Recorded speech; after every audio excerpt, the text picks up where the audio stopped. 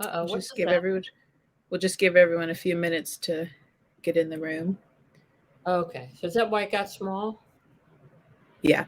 So, hello everyone. Welcome back from the networking break. We hope you were able to meet someone at a table or grab a cup of coffee. Now we've got Connie Malamed here. She is going to be presenting Supercharge Your Writing. So, with that, I'll just let you take it away, Connie. Okay, hi everyone, and welcome to Supercharge Your Writing. I'm wondering, were you surprised when you got into the field with how much writing is involved in instructional design? Because I certainly was.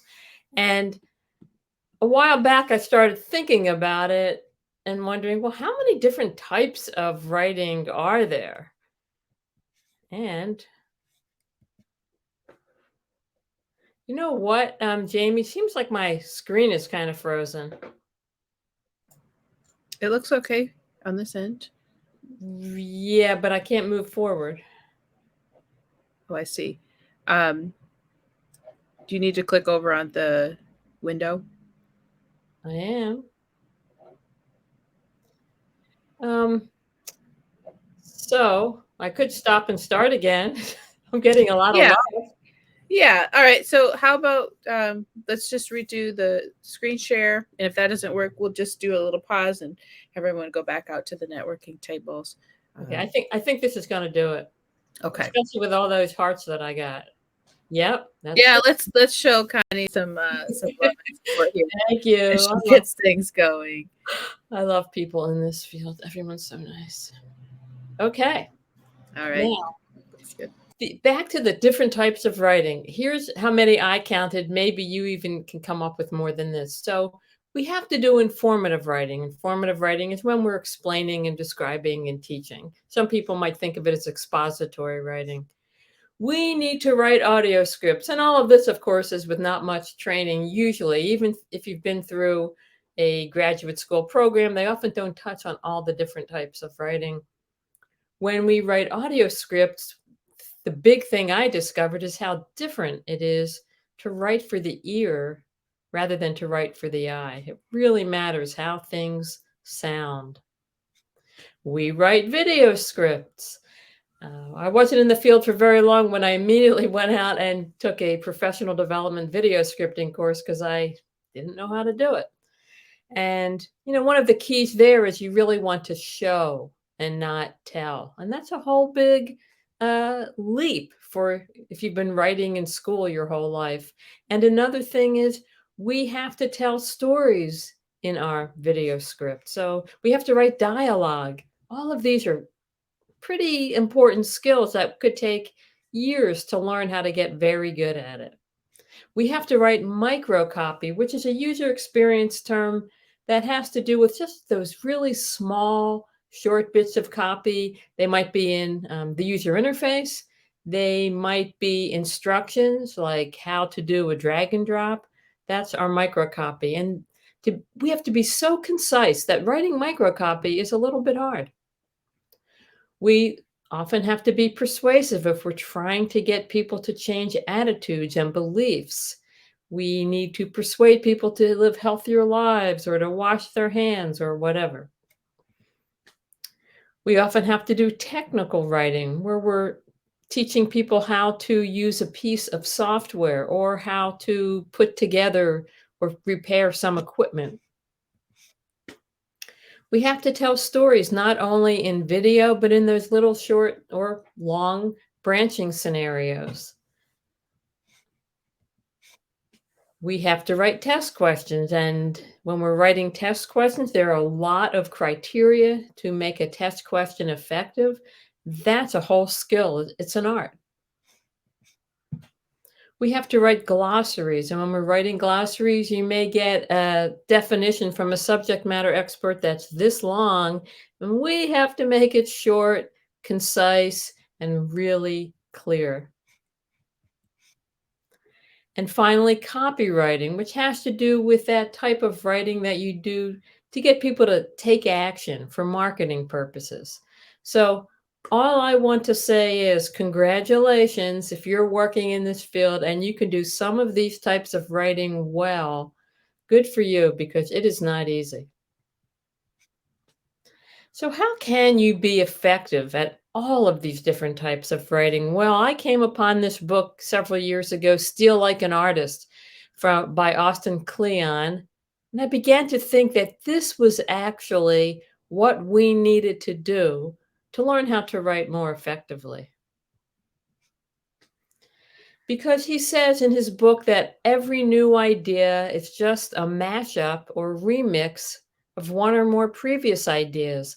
And I've done a lot of reading about what psychologists say about creativity. And this is pretty much what they do say, that rather than there being many original ideas, often what seems creative to us is just a remix, borrowing things from elsewhere, or taking two or three things and putting them together in a unique way. One thing that is for certain is that ideas build on each other. So one thing can be a catalyst for us having new ideas. And of course, I know you know this and you wouldn't do this. We're not talking about plagiarism. Of course not. Not only is plagiarism unethical, but it's not even fun. You don't get to add your own creativity to it.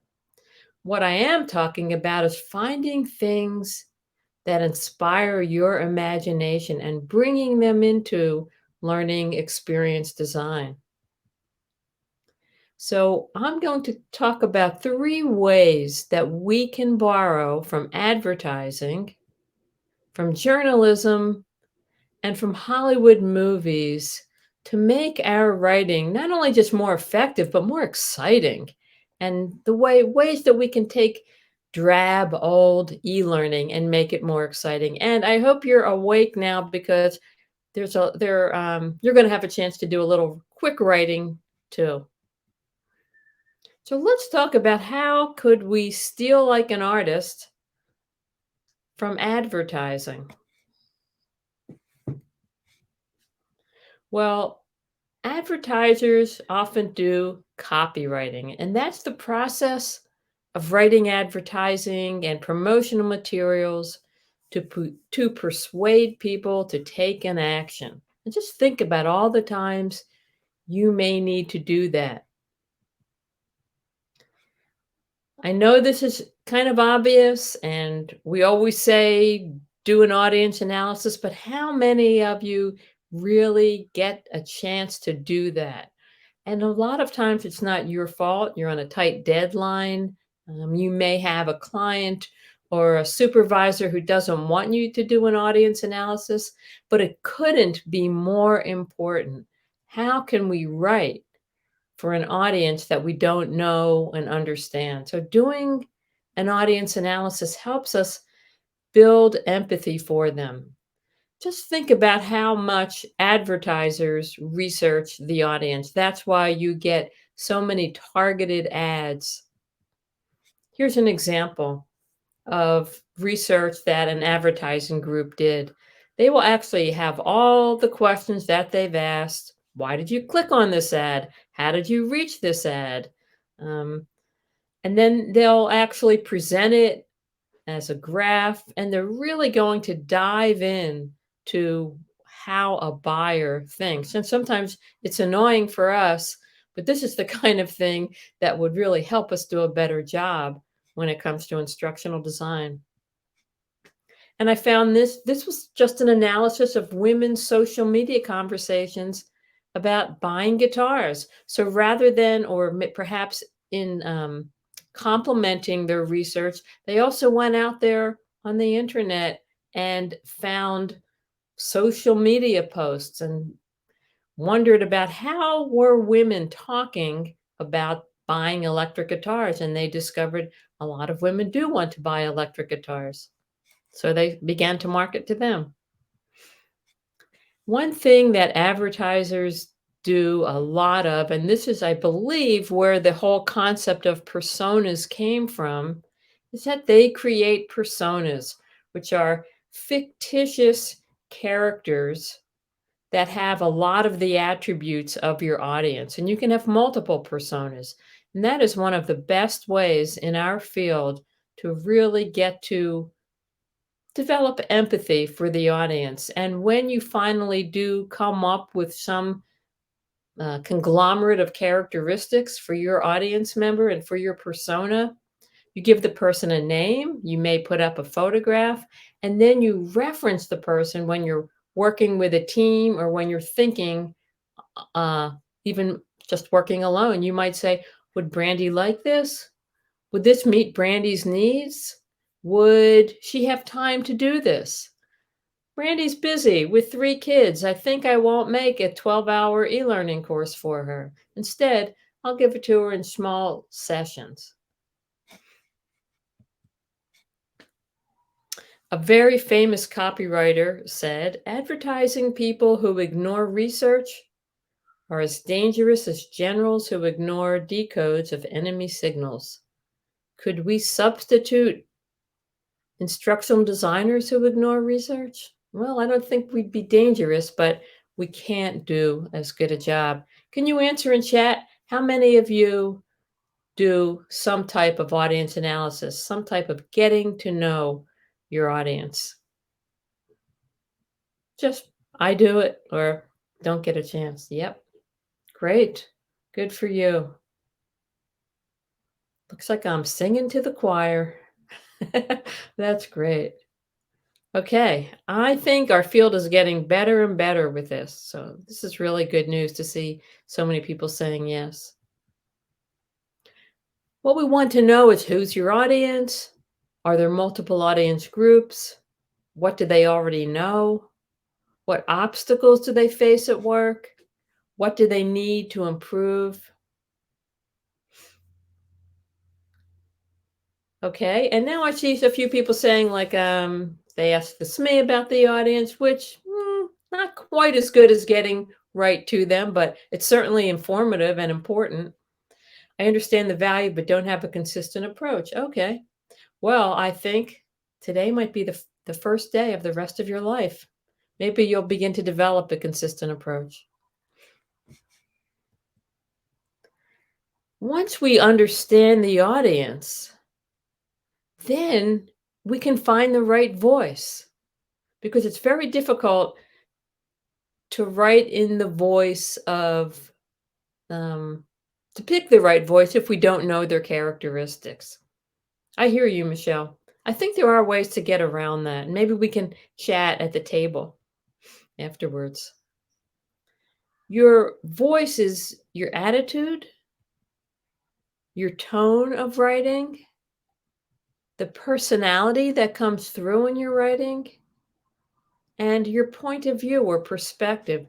All of this encompasses your voice. And once you understand your audience and the content, you begin to know what the right voice would be for whatever project you're working on.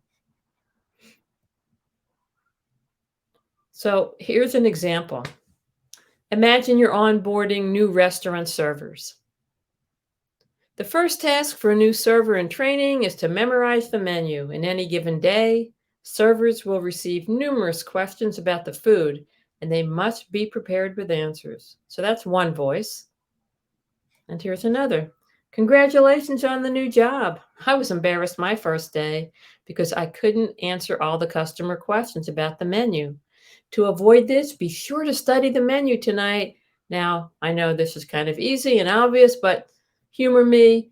Which one is the teacher voice? Or actually, let me ask you this. Which one is the colleague voice? Just answer, right? Is that the colleague's voice on the right or the left? And everyone's agreeing that it's on the right. And of course, you're right. But, showing these extremes can help us understand the nuances of voice, because we may not be quite sure. And, we should be pretty direct about which voice we are using, and then keep it consistent the whole time. And it can really make a difference. I'm pretty sure there's research showing that people in general prefer a casual, friendly voice. And one other thing I've noticed in advertising is they are almost never use a passive voice and always use an active voice. One of my favorite writing books by William Zinsser has this quote: "The difference between an active verb style and a passive verb style in clarity and vigor is the difference between life and death for a writer." We're having a lot of life and death things in this presentation that I never realized before. So, in case you forget this, I'll go over it. In active construction, sentence construction, the subject is performing the action. I heard it through the grapevine. In passive construction, the subject is not taking a direct action. The grapevine was where I heard it. That is not a good expression. Look at how direct advertisers are. Here's one example. They're straightforward and direct in their writing. Here's another.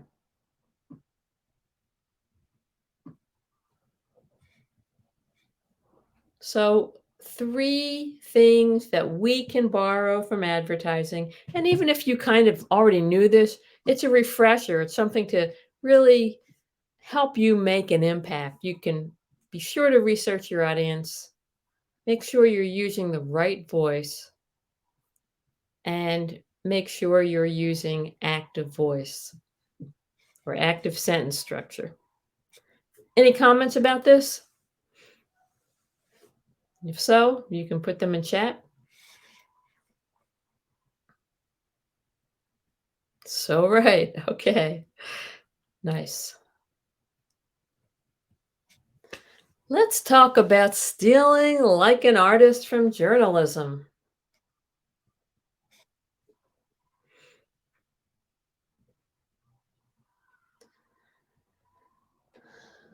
Journalism is the activity of gathering, assessing, creating, and presenting news and information. So, what can we borrow from them? One of the first things we can do is to write headlines instead of titles. I really try to do this. My clients don't always let me, but so often the titles of our courses are so boring. I feel like they're going to put someone asleep before they even start. Back in the day, not that long ago, AOL.com had these amazing headlines, and I noticed they don't anymore. They are more news oriented, but you can find them everywhere on the web. Look at this one. What they do is they pique your curiosity so that you want to click. Little girl's next move totally alarms her parents. I mean, if you're trying to procrastinate, who wouldn't click on that? I'll tell you what happens. She jumps into the pool. Now, how about this one? Clickbait. That's what we want, is clickbait. Exactly. I clicked this one and I'm a vegetarian. I was really curious. You're probably cooking your bacon all wrong. Anybody know what the right way to cook it is? Not that this is a cooking show. Apparently, you're supposed to put it in the oven. Yes, Laura knew. That really surprised me. I wonder if my fake bacon would do better in the oven.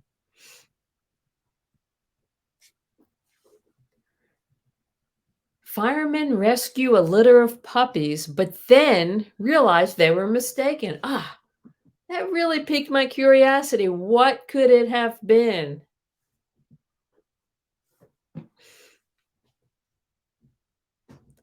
It was little baby foxes. So the point is, write headlines. If you can get away with it, make it so that you're piquing the learner's curiosity and they really want to dive in and figure out what's going on. And thanks for all the cooking advice, everyone. So now I'm going to let you try it. Here are 2 of our typical boring titles. See if you can write something that's more of a headline, something that will pique someone's curiosity, something that will make somebody really want to take the course.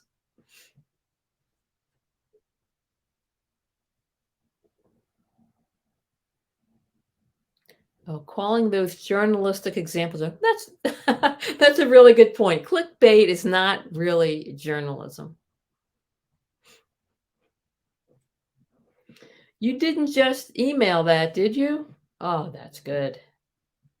Get action from your emails. Oh, that's good because people often don't respond. These are good. Good headlines. Anyone else? I know it takes a minute.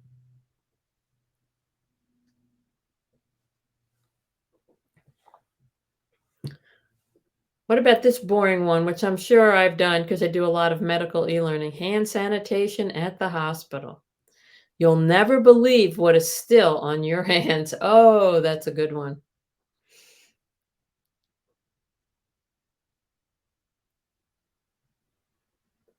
At this one hospital where they're really pushing hand sanitation, they have new employees wash their hands and then look at them, Michael, under a black light. And I think it's a black light, some kind of light, and they cannot believe what's still on their hands. Clean your hands to protect your patients. All right. Here are two that I wrote. The boss wasn't happy with this email. Read this if you don't want to get your patient sick. Kind of close, a little bit close to what you wrote with clean your hands to protect your patients. I was shocked, I tell you. Oh, that would also make a good title, but you were talking about what was still on your hands. Onward, use teasers in menus. I love this, and I do it whenever I can. Whenever I have space and it works out for a menu in an e-learning course, I always put in teasers. Make it a little bit interesting. It doesn't have to be super clickbaity, but something that tells what it's about, piques their curiosity, helps someone think, oh, I kind of need to know that. Here's an example. I was doing patient physician education, and there were 3 case studies. And one thing I've learned about physicians is that they are really scientists and they're very curious about why something happened. So at the end, I always said, what went wrong? Why? Is this a good idea? Just some way to help them get motivated to take the rest of it.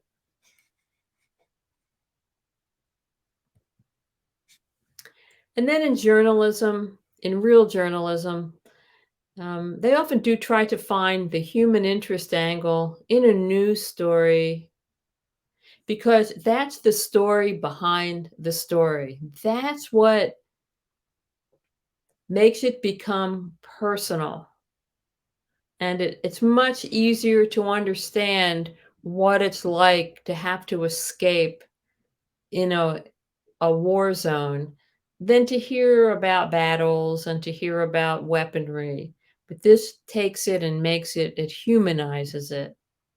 And that's something that we may not do enough of, or it would help our work to become more interesting and engaging. And whenever you're telling a story about an individual, you're doing that. Here's another one. Ohio school district fixes lunch policy after 9-year-old's meal taken away on his birthday. And this was a true story.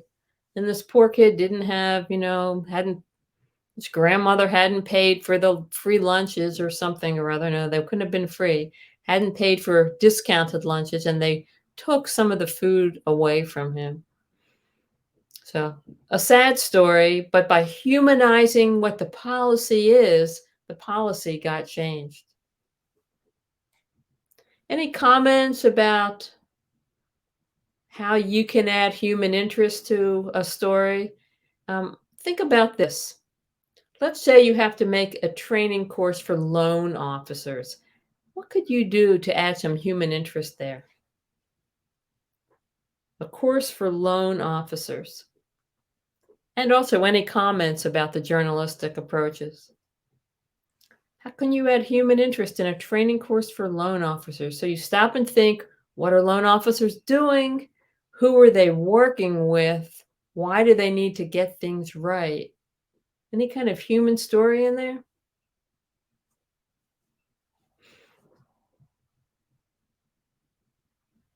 I'll give you a minute to think about it.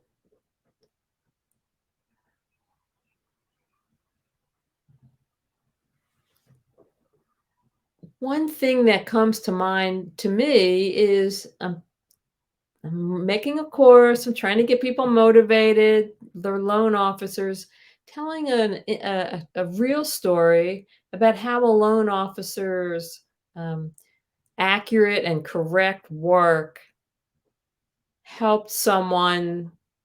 I don't know, perhaps they were suffering from an illness and it helped them get the medical device they needed, or it helped someone add a bedroom to their home because they already had 4 kids and a fifth was on the way.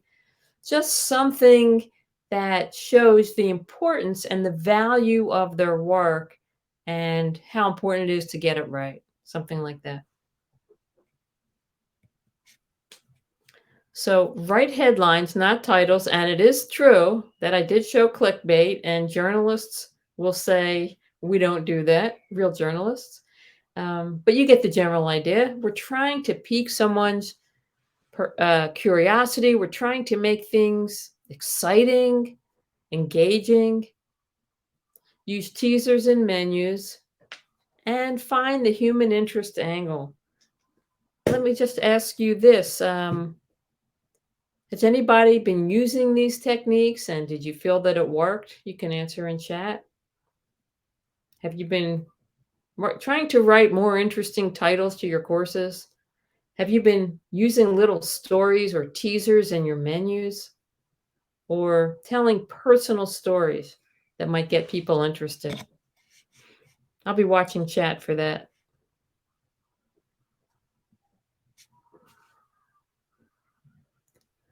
What can we learn from Hollywood?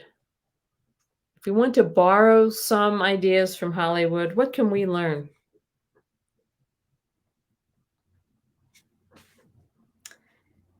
Every movie is going to have, or most movies, I haven't checked every one, is going to have a hero. And there's an interesting thing about the hero or protagonist.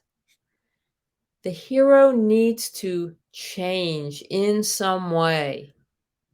Did you ever wonder why you're sitting there through some bad movie and you're thinking, I really need to get up off the couch? Why am I watching this?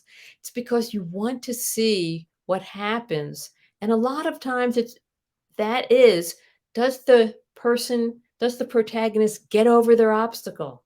Does the protagonist change in any way? And in King Richard, he went from being the big boss, the one who arranged everything for his kids, and he slowly had to back away because they began to take over. The Williams sisters began to take over, and their coaches began to take over. So he had to move himself to the background.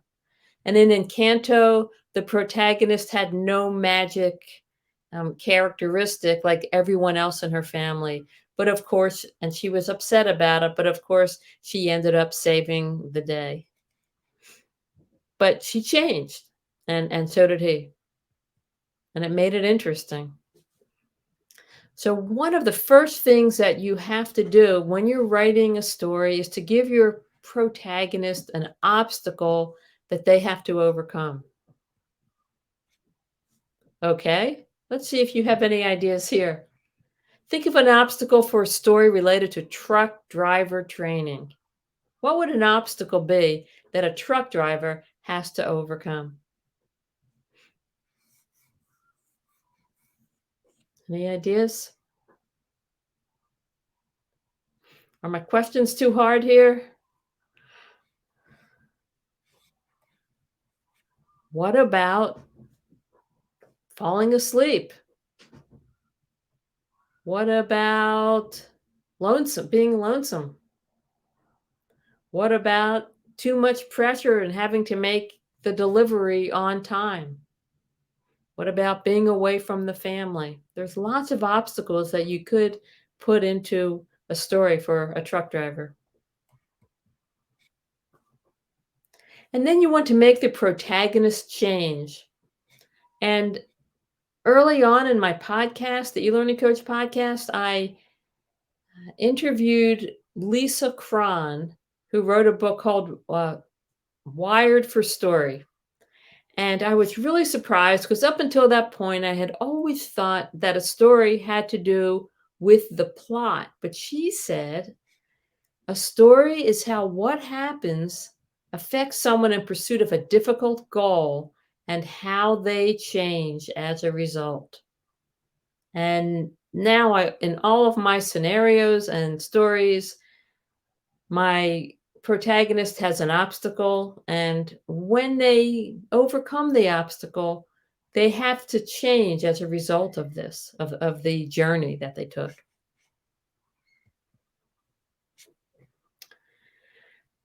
And here's an example of, I did this for a course that encouraged and teaches residents how they can become teachers to other medical students.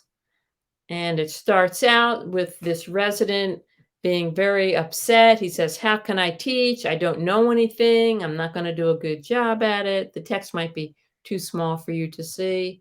And then a superhero shows up and saves the day and helps him begin to understand and to gain confidence, and teaches him techniques for how to teach without knowing everything like he will, and like a lot of doctors do. Well, okay, they don't know everything, but they know more than he does.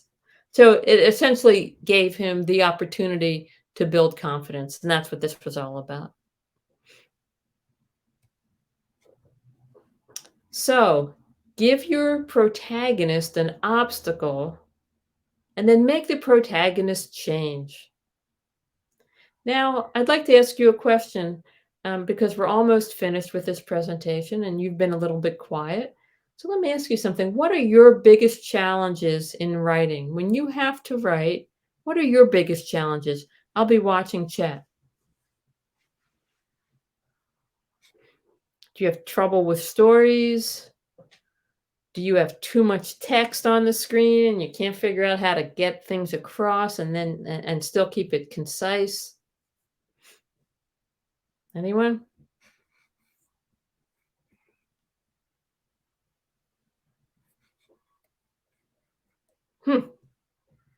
I'm sure somebody must have a challenge.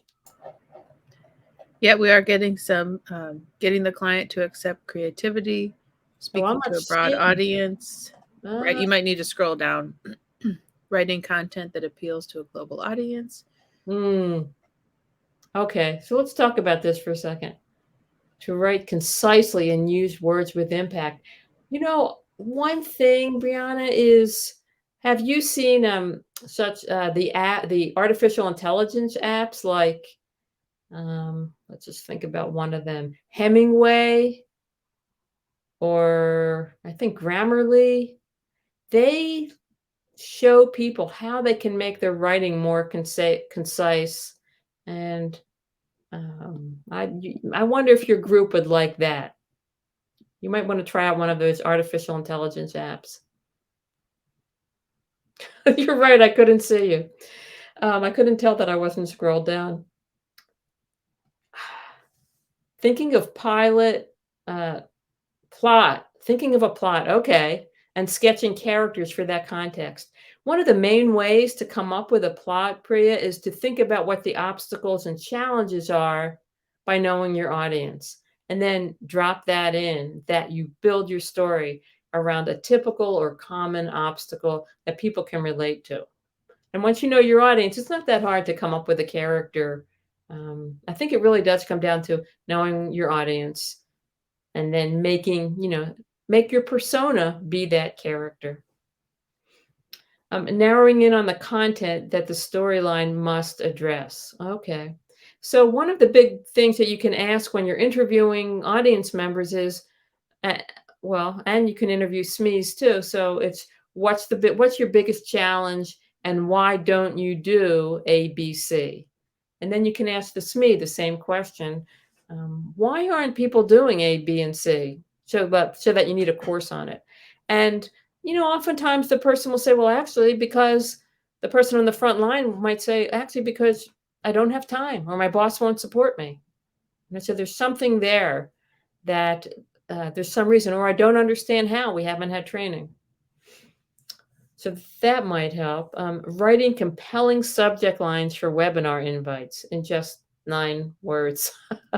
That's a tough one. And I think you may do well with studying some copywriting. There are so many sites online for studying that. I think you might get some good ideas. And there are some standard headline formats. You saw a few of them. It doesn't have to be very clickbaitish, but I think if you just look around and study copywriting, you'll get ideas. Writing clear directions. I have trouble with that too. The only thing I can say for that, what I do for those getting clear directions is I write it. I spend 30 minutes to an hour on a drag and drop instruction, and then I show it to other people, and they tell me whether it's clear or not. So make sure you're getting feedback from your audience members or teammates or someone. I mean, audience, of course, is best. But I think it's hard too. I can spend an hour, I'm sure it's right, and I show it to someone I'm working with, and they go, no, I don't understand that. So it's frustrating.